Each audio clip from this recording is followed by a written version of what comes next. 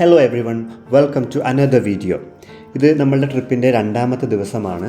അപ്പോൾ ഇന്നലത്തെ ആ ലോങ് ഡ്രൈവിൻ്റെ ക്ഷീണമൊക്കെ നമ്മൾ ഉറങ്ങി തീർത്ത് ഇന്ന് ഫ്രഷ് ആയിട്ട് എണീറ്റിരിക്കുകയാണ്.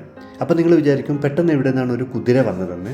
ആക്ച്വലി ഇന്നലെ നമ്മളെടുത്ത എയർബിഎൻബി എന്ന് പറയുന്നത് ഒരു ഫാം ഹൗസാണ്.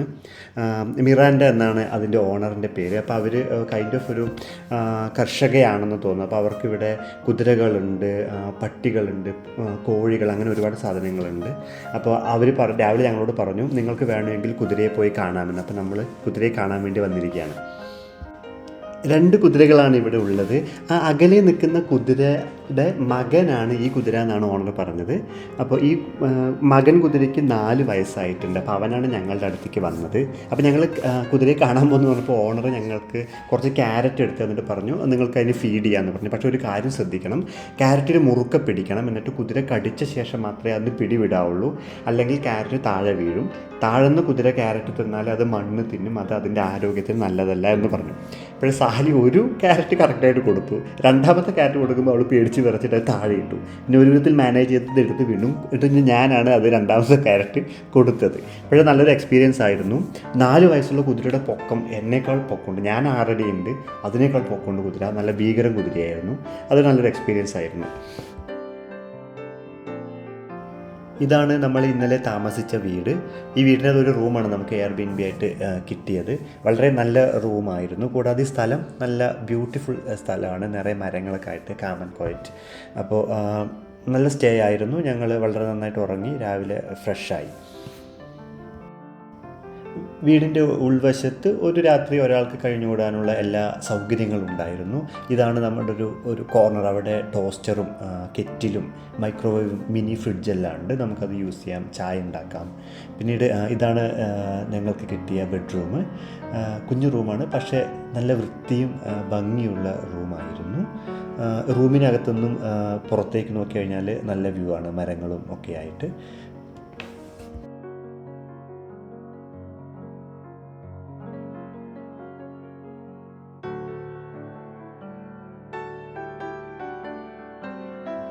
ഇതാണ് നമ്മുടെ ഹൗസ് ഓണർ മിറാൻഡ. വളരെ ഫ്രണ്ട്ലി ആയിട്ടുള്ളൊരു സ്ത്രീ ആയിരുന്നു.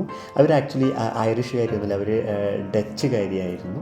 അതുകൊണ്ട് തന്നെ അവർക്ക് ഐറിഷ് ആക്സെൻ്റ് ഇല്ലാത്തതുകൊണ്ട് ഞങ്ങൾക്ക് കമ്മ്യൂണിക്കേഷനൊക്കെ ഭയങ്കര എളുപ്പമായിരുന്നു. ഞങ്ങൾ രാവിലെ എല്ലാം കഴിഞ്ഞ് ഇറങ്ങാൻ നിൽക്കുമ്പോൾ ഇവർക്ക് ഓൾറെഡി 3 പട്ടിയുണ്ട്. അപ്പോൾ ഞങ്ങൾക്കതിന് പേടിയായതുകൊണ്ട് അതിനെ സഹായിക്കാൻ വേണ്ടി അവർ ഞങ്ങളുടെ കൂടെ വന്നതാണ്. അങ്ങനെ നമ്മൾ മിറാൻഡയോട് യാത്രയൊക്കെ പറഞ്ഞ് രണ്ടാമത്തെ ദിവസത്തെ ജേണി സ്റ്റാർട്ട് ചെയ്തു.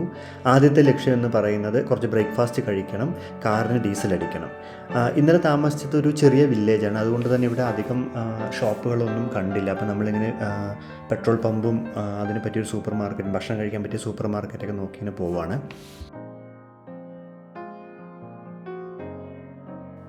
കുറച്ച് ദൂരം പോയപ്പോൾ തന്നെ പെട്രോൾ പമ്പും ഭക്ഷണം വാങ്ങിക്കാൻ പറ്റിയ സൂപ്പർ മാർക്കറ്റൊക്കെ നമ്മൾ കണ്ടു. അപ്പോൾ നമ്മളവിടെ ഇറങ്ങി ഭക്ഷണം കഴിച്ചു, കാറിന് ഡീസൽ അടിച്ചു. എല്ലാവർക്കും അറിയുന്ന പോലെ തന്നെ ഇവിടെ നമുക്ക് ഡീസൽ അടിക്കാൻ പമ്പിലാരും ഉണ്ടാവില്ല, നമ്മൾ തന്നെയാണ് അടിക്കുന്നത്. പല പമ്പിലും പല തരത്തിലാണ്. ചിലതിൽ നമുക്ക് ഡീസൽ അടിക്കുന്ന പമ്പിൽ തന്നെ കാർഡ് ടാപ്പ് ചെയ്ത് പൈസ കൊടുക്കാം, അല്ലെങ്കിൽ നമ്മൾ പെട്രോൾ അടിച്ച ശേഷം ഷോപ്പിനകത്ത് പോയിട്ട് പൈസ കൊടുക്കണം. അതൊക്കെ ഓക്കെയാണ്. പക്ഷേ ഇന്ന് എന്താ സംഭവിച്ചത്, ഞാൻ ആദ്യമായിട്ടാണ് ഇങ്ങനത്തെ ഒരു പമ്പ് കാണുന്നത്. ഒരു വടംവലി നടത്തിയിട്ടാണ് എനിക്ക് കുറച്ച് ഡീസൽ അടിക്കാൻ പറ്റിയത്. അപ്പോൾ ഇന്നത്തെ ആദ്യത്തെ ഡെസ്റ്റിനേഷൻ എന്ന് പറയുന്നത് വലൻഷ്യ ഐലൻഡാണ്. ആ ഐലൻഡിലാണ് നമ്മുടെ ആദ്യത്തെ വ്യൂ പോയിൻ്റ്, ജിയോക്കോൻ മൗണ്ടൻസ് ആൻഡ് ക്ലിഫ്. ഈ പേരുകളൊക്കെ ഐറിഷ് പേരുകളാണ്. ഞാൻ ഇംഗ്ലീഷിൽ പറയുന്നത് ശരിയാണോ എന്നൊന്നും എനിക്കറിയില്ല. എനിക്ക് പ്രൊനൗൺസ് ചെയ്യാൻ പറ്റുന്ന രീതിയിലാണ് ഞാൻ പറയുന്നത്. അപ്പോൾ അതാണ് നമ്മുടെ ഒന്നാമത്തെ ലൊക്കേഷൻ. അപ്പോൾ നമ്മളിപ്പോൾ നിൽക്കുന്ന സ്ഥലത്ത് നിന്ന് അങ്ങോട്ടേക്ക് 68 കിലോമീറ്ററാണ് കാണിക്കുന്നത്. 1 മണിക്കൂറും 15 മിനിറ്റ് ഡ്രൈവ് ഉണ്ട്. അപ്പോൾ നമ്മൾ ജേർണി സ്റ്റാർട്ട് ചെയ്തു. വീണ്ടും മലകളും റോഡുകളും സമുദ്രങ്ങളും, പക്ഷേ എത്ര കണ്ടാലും മതി വരാത്ത കാഴ്ചകളാണ്. അപ്പോൾ നമ്മളിങ്ങനെ എൻജോയ് ചെയ്ത് ഡ്രൈവ് ചെയ്തുകൊണ്ടിരിക്കുകയാണ്.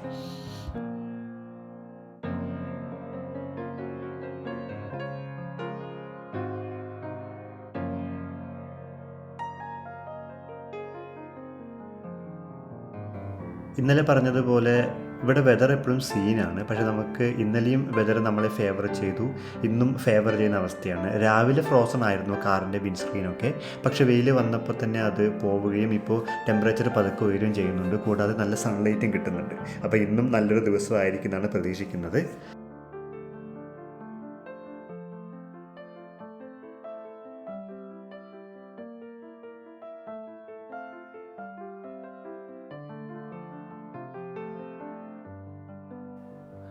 ഇത് ഈ ഏരിയയിലെ ടൂറിസ്റ്റുകളുടെ പ്രധാന കേന്ദ്രമായ വാട്ടർവിൽ ടൗൺ ആണ്. ഇതൊരു പ്രധാന ഡെസ്റ്റിനേഷനാണ്. പ്രത്യേകിച്ചും ബീച്ചൊക്കെ എൻജോയ് ചെയ്യാൻ വരുന്ന ടൂറിസ്റ്റുകൾ ഇവിടെ സ്റ്റേ ചെയ്തിട്ടാണ് അങ്ങോട്ട് പോവുക. പക്ഷേ നമ്മളുടെ പ്രയോറിറ്റി അതല്ലാത്തതുകൊണ്ട് നമ്മൾ ഇവിടെ ഇറങ്ങുന്നൊന്നുമില്ല, ജസ്റ്റ് ഇങ്ങനെ പാസ് ചെയ്ത് പോവാണ്. പക്ഷേ നല്ലൊരു ടൗൺ ആയിരുന്നു, ഭംഗിയുള്ള ടൗൺ ആയിരുന്നു.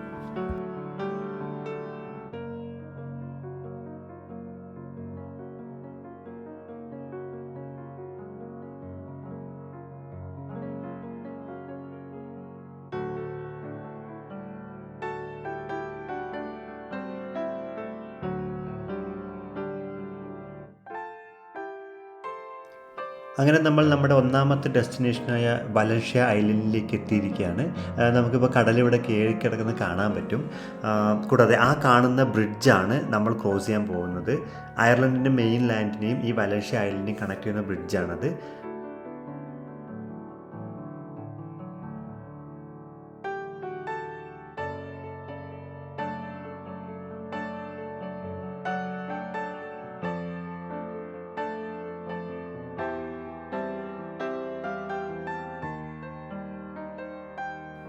അങ്ങനെ നമ്മൾ ആ ബ്രിഡ്ജിലേക്ക് കയറാൻ പോവുകയാണ്.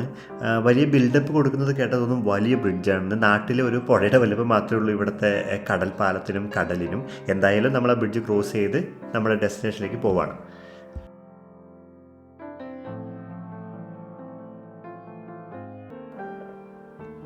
അപ്പുറത്ത് കാണുന്ന ആ മല പോലത്തെ സ്ഥലമാണ് വലൻഷ്യ ഐലൻഡ്.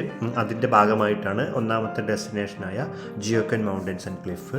അപ്പോൾ വളരെ ബ്യൂട്ടിഫുൾ ആയിട്ടുള്ള വ്യൂ ആണ് അവിടെ ഉള്ളത്. അതിലേക്ക് പോകാം.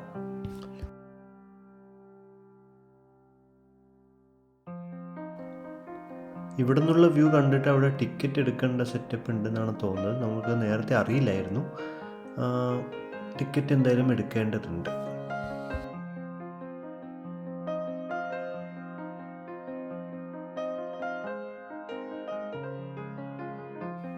ടിക്കറ്റ് തരാൻ ഇവിടെ ആളും മനുഷ്യനൊന്നുമില്ല, ഒരു മെഷീൻ മാത്രമുണ്ട്.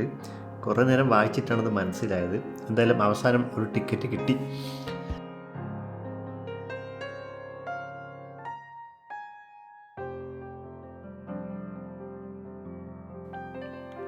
അങ്ങനെ നമ്മൾ ടോപ്പിലുള്ള വ്യൂ പോയിന്റിലെത്തി.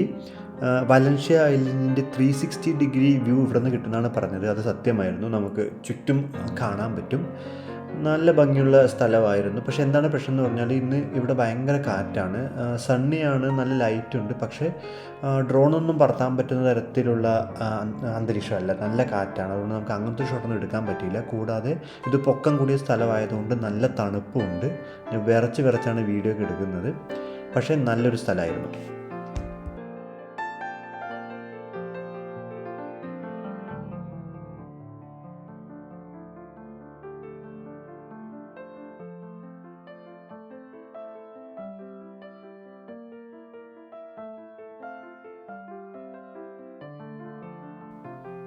ഒന്നാമത്തെ ഡെസ്റ്റിനേഷനിലെ വ്യൂ ഒക്കെ കണ്ട് നമ്മൾ എൻജോയ് ചെയ്ത് ഫോട്ടോസും വീഡിയോ ഒക്കെ എടുത്ത് നമ്മൾ അവിടെ നിന്ന് ഇറങ്ങുവാണ് ഇനി.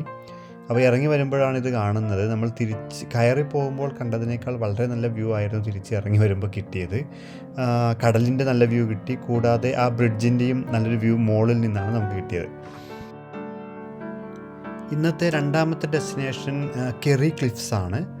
അപ്പോൾ ഞങ്ങൾ ഇന്ന് രാവിലെ എയർബിഎൻബിയിൽ നിന്ന് ഇറങ്ങുമ്പോൾ അതിൻ്റെ ഓണർ തന്നെ പറഞ്ഞിരുന്നു കെറി ക്ലിഫ്സ് ക്ലോസ്ഡ് ആണോ എന്നൊരു സംശയമുണ്ട്, എന്നാൽ നിങ്ങൾ പോയി നോക്കുമെന്ന് പറഞ്ഞു. അപ്പോൾ നമ്മളും എങ്ങനെയുണ്ട്, ഓപ്പൺ ആണോ എന്ന് അറിയാൻ വേണ്ടി പോവുകയാണ്. അത് വളരെ അടുത്താണ്. നമ്മുടെ ജിയോക്കൻ മൗണ്ടൻ വ്യൂവിൽ നിന്ന് 2 കിലോമീറ്ററോ 3 കിലോമീറ്ററേ ഉള്ളൂ. വളരെ അടുത്താണ്. അപ്പോൾ നമ്മളിപ്പോൾ അങ്ങോട്ടേക്കാണ് പോയിക്കൊണ്ടിരിക്കുന്നത്. അങ്ങനെ നമ്മൾ ഇവിടെ എത്തി. പക്ഷേ നമുക്ക് ഭാഗ്യമില്ല, കെറി ക്ലിഫ്സ് ക്ലോസ്ഡ് ആണ് ഗൈസ്. പക്ഷെ വേറൊരു രസമുണ്ട്. എന്തുകൊണ്ടാണെന്നറിയില്ല, അവർ ക്ലോസ്ഡ് മീൻസ് ക്ലോസ്ഡ് എന്ന് ഉറപ്പിച്ച് എഴുതിയിട്ടുണ്ട്. ക്ലോസ് ആയ ശേഷവും ആരെങ്കിലും ചാടിക്കിടക്കാൻ ശ്രമിച്ചതായിരിക്കും തോന്നുന്നു. എന്തായാലും നാട്ടിലെ സ്വഭാവം ഇവിടുത്തെ ആളുകൾ കാണിക്കുന്നുണ്ടെന്ന് നമുക്ക് ഇവിടുന്ന് മനസ്സിലായി. നമ്മുടെ മൂന്നാമത്തെ ഡെസ്റ്റിനേഷനായ ലേഡീസ് വ്യൂ പോയിന്റിലേക്കുള്ള യാത്രയിലാണ് നമ്മളിപ്പോൾ. കെറി ക്ലിഫ്സിൽ നിന്ന് 88 കിലോമീറ്ററാണ് കാണിക്കുന്നത്. 1.5 മണിക്കൂർ ഡ്രൈവ് ഉണ്ട്. അപ്പോൾ നമ്മൾ അങ്ങോട്ടാണ് ഇപ്പോൾ പോയിക്കൊണ്ടിരിക്കുന്നത്. പോകുന്ന വഴി വളരെ നാരോ ആണ്, മലകൾക്കിടയിലുള്ള വഴിയാണ്. ഈ പേര് കേട്ടപ്പോൾ എന്തുകൊണ്ടാണ് ഇങ്ങനെയൊരു പേര് എന്ന് കൗതുകം തോന്നിയിട്ട് ഗൂഗിൾ ചെയ്തപ്പോഴാണ് അറിഞ്ഞത്.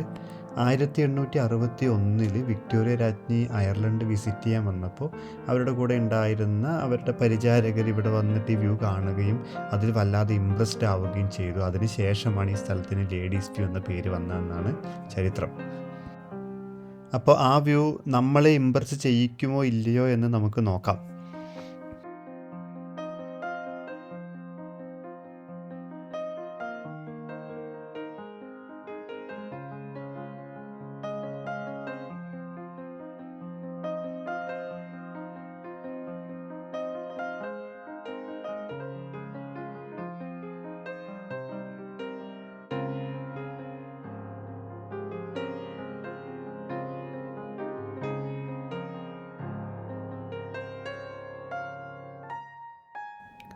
ഇതിനിടയ്ക്ക് പറയാൻ വിട്ടുപോയ കാര്യം, നമ്മളീ പോകുന്ന വ്യൂ പോയിൻ്റ് എല്ലാം കില്ലാണി നാഷണൽ പാർക്ക് എന്നുള്ള കെറി കൗണ്ടിയിലെ വലിയൊരു നാഷണൽ പാർക്കിൻ്റെ ഭാഗമായിട്ടുള്ളതാണ്.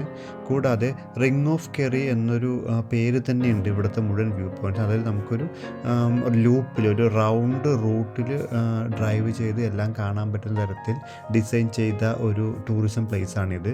വളരെ പോപ്പുലറാണ് ഈ സ്ഥലം അയർലൻഡിൽ.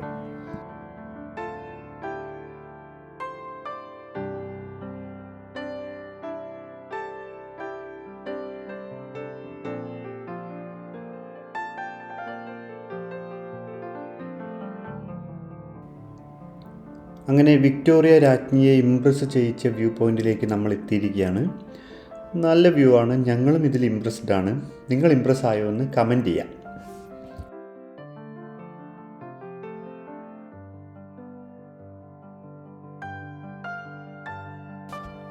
ഇപ്പോൾ സമയം ഏകദേശം 4 മണി ആവാനായിട്ടുണ്ട്. നമ്മളുടെ മൂന്നാമത്തെ ഡെസ്റ്റിനേഷനായ ടോർക്ക് വാട്ടർഫാളിലേക്കാണ് നമ്മൾ പോകുന്നത്. നമ്മുടെ ലിസ്റ്റിൽ ഇനിയും സ്ഥലങ്ങൾ ബാക്കിയുണ്ട്. പക്ഷേ ഇന്നത്തെ ദിവസം ഈ ഒരു ഡെസ്റ്റിനേഷൻ അവസാനിപ്പിക്കേണ്ടി വരുന്നതാണ് തോന്നുന്നത്. കാരണം കുറച്ചുകൂടെ കഴിയുമ്പോൾ തന്നെ ഇരുട്ടാവാൻ തുടങ്ങുന്നുണ്ടാവും. അപ്പോൾ നമ്മൾ ടോർക്ക് വാട്ടർഫാളിലേക്കുള്ള റൂട്ടിലാണിപ്പോൾ. ഞാൻ നേരത്തെ പറഞ്ഞതുപോലെ ഇതൊരു നാഷണൽ പാർക്കിൻ്റെ ഭാഗമായതുകൊണ്ട് തന്നെ ഇവിടെ കുറച്ചുകൂടെ അധികം കാട് പോലെയാണ് കാണുന്നത്. പക്ഷേ വിൻ്റർ ആയതുകൊണ്ട് മരങ്ങളെല്ലാം ഇല പൊഴിച്ച് നിൽക്കുന്നതുകൊണ്ട് ഇങ്ങനത്തെ ഒരു വ്യൂ. നമ്മൾ സ്പ്രിങ്ങിലോ സമ്മറിലോ ഒക്കെ വരുവാണെങ്കിൽ നല്ല ഡീപ്പ് ഫോറസ്റ്റ് ആയിരിക്കും എന്നാണ് തോന്നുന്നത്.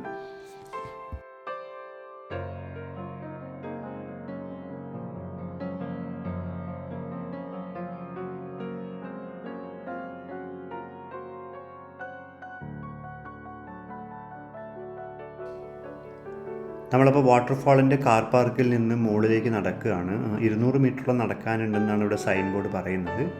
കണ്ടിട്ട് നല്ല ശക്തിയുള്ള വാട്ടർഫാൾ ആവാൻ സാധ്യതയുണ്ട്. കൂടാതെ വൈകുന്നേരം ആയതുകൊണ്ട് നല്ല തണുപ്പ് വീണ് തുടങ്ങി. അപ്പോൾ ഞങ്ങൾ കോട്ടൊക്കെ വലിച്ച് കയറ്റിയിട്ട് അങ്ങ് നടക്കുകയാണ്.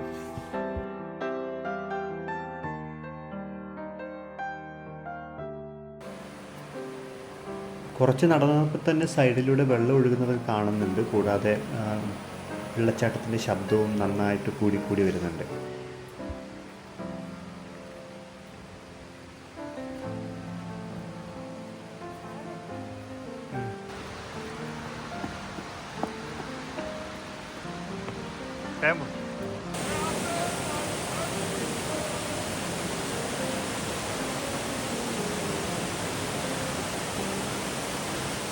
അങ്ങനെ നമ്മൾ വാട്ടർഫാളിലേക്ക് എത്തി.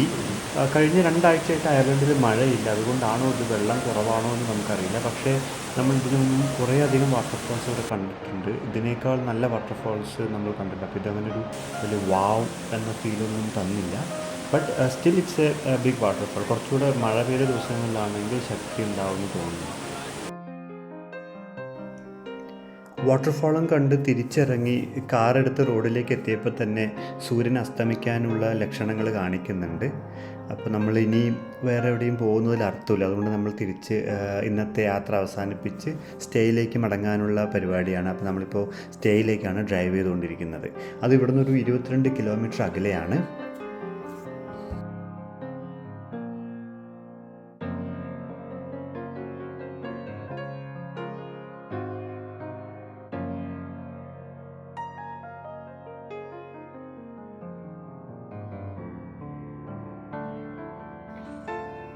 കടലും ആനയും എത്ര കണ്ടാലും മതിയാവില്ല എന്ന് പറയുന്ന പോലെ തന്നെയാണ് സൺസെറ്റിൻ്റെ കാര്യം.